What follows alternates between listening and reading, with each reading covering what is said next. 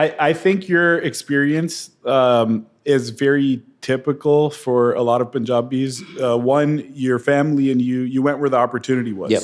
It didn't matter, lifestyle wasn't the number one thing you were thinking about. You were thinking opportunity. Yep. And then two, the pressure is kind of on you or our generation to pay back some of the sacrifices, right? Like your mom and dad made big sacrifices, as did mine, when it comes to immigrating to a foreign land, doing jobs or any job they can to, put food on the table and then finding opportunities. So I 100% agree that I think our kids or their generation is in a totally different world versus the world that we came up with. Yeah. I mean, it's crazy to think about, but like for me, I'm one generation removed from like my parents. My mom didn't grow up with electricity for the majority of her life. But like growing up, it was like, they didn't have electricity, right? Running water, whatever. But growing up in rural Punjab, like you didn't have some of the things that we don't even think about these days, right? Access to education, access to literature, anything like that was it's like they had to make a lot of sacrifices at that time. And now, like, for me at least, my kid's getting ready to go to one of the best private schools in the state, and it's like where you start and where we are today is incredible, and hopefully, we keep that trend going. But it's funny, my dad teases me sometimes. He's like, I went from 0 to 1 million.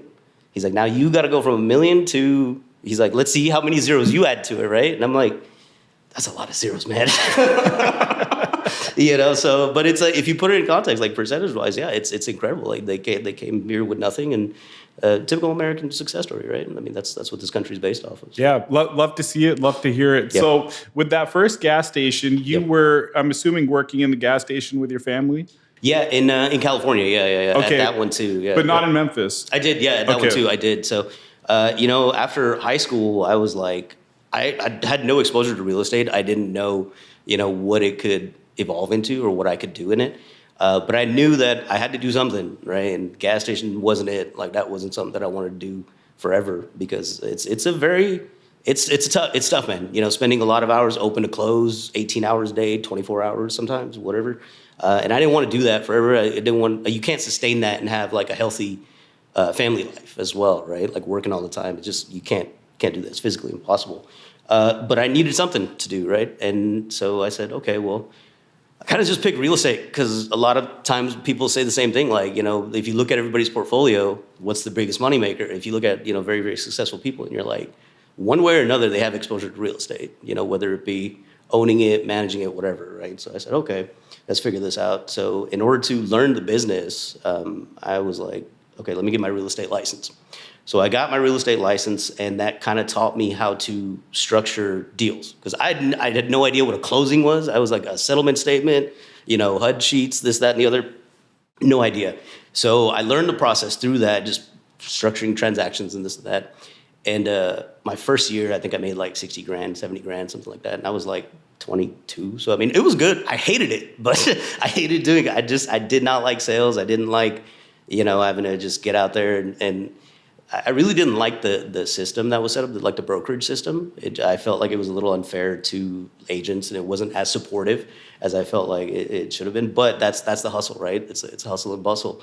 So you got to get out there and get it. But which is exactly what we did, and it was good. I learned that deal, and I was doing all my so like working with a brokerage. Sometimes they tell you like, hey, try to get your clients to use our closing attorneys, right? And I was like, okay. I kind of felt like I was like, you guys are making money hand over fist anyway. So I picked a different broker that I kind of suggested all the time, or a different closing attorney that I suggested. And he did a lot. He did a lot of volume throughout the city. And he was a very, very knowledgeable guy. And his name was pretty recognizable. So I sent all my stuff to him. And, I thought I was sending him a lot of business, where I was like, probably like 6-7 deals a month or something like that. And one day I just asked him, I was like, man, how many deals you close here a day? And he's like, man, probably like 80 to 90. And I was like, oh, I'm nothing. Like, I'm not sending you as much as I thought. So, but one day I asked him, I was like, man, what's up with commercial? Like, can you kind of give me like the rundown on commercial leases and stuff? And he's like, look, man, I charge $500 an hour. And he's like, if you want, we can put something on the books. And then I was like, $500 an hour. Like, is it really gonna, like, how much knowledge can you give me, right? And he was like, I'll tell you what, man. He's like, you brought in a good bit of business. I've made enough money, you know, with these closings and stuff. He's like, we'll put an hour on the books on Friday. He's like, buy my staff lunch. And I was like, okay, cool. Like, that's it? Cool, no problem. So I buy everybody lunch, and in that hour, man, he gave me probably half an MBA. You know, wow. Like he literally broke everything down: how to structure a lease, how to enforce it, what you can and can't do as a landlord, and all these things.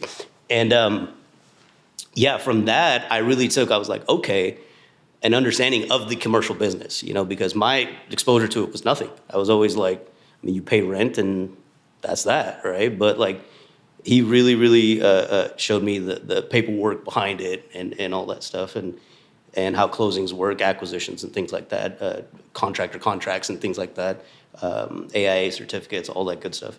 And so I kind of just had that in my mind, like, okay, one day I want to work on that.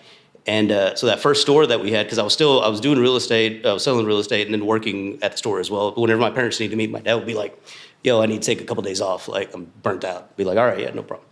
So that store actually caught fire. It burned down. And it was crazy. It was the night it burned down, like, was one of our busiest nights that we had ever on record. So it was a weird situation.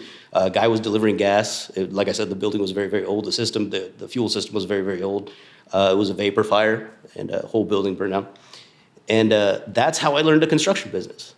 Wow. I didn't have a choice. Okay. Right? And I had no intention of learning construction or anything like that. I had a little bit of exposure to home builders, being in the residential real estate side, and but nothing like actually having to do it, right? That's incredible. Yeah, I was kind of pushed into that force just by fate. And then I learned the construction business, and I was like, there's a lot of money in this. You know? I was like, there's a good bit of money to be made here. And so it took us a year and a half, but we got that store rebuilt. And then it took about another year to get that business back to where it was. And from there, you know, I was kind of like, okay, well, let me try this gas station business out, and let's build another one. You know, I mean, I knew how much kind of profit margin we had in that first one, and I was like, okay, let's see if we can duplicate that and scale this. So I approached my dad, and I was like, hey, if you buy the lot, I'll run everything and all this stuff. So he's like, you know what? All right, fine. So we bought a lot. I still remember to this day. It was $183,700, the very first lot that we purchased in 2010. And how big was this? And that lot was 1.03 acres. So it was just enough for a gas station, right? Actually, there was about 5 acres around it that I didn't even think about at that time. I was just like, no, like, I just need this corner. I just want to put a gas station, and that's that, right? So at the time, like, you're looking at this 1 acre site. Did you know, if I buy a 1 acre site, this is how many pumps I can put up, this is how big my C-store can be? No, I had no idea. I mean, we were just learning everything on the fly, right? So because the first store that we rebuilt was in a very rural town. The mayor, alderman, it was the same guy that worked in all those different positions, right? Okay. He was the building inspector, he was the utilities guy, he was everything, right? And he just changing hats, right? Same guy changing hats.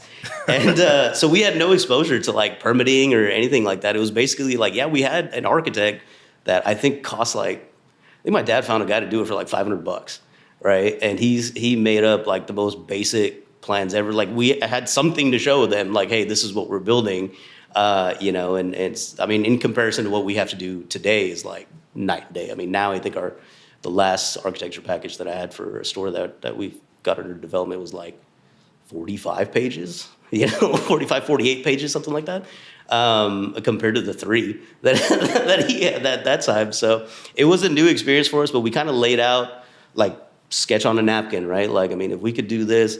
And then, you know, I figured I'd learned about easements and all these things that I didn't know about before. And then it was like, okay, you can do this, you can do that.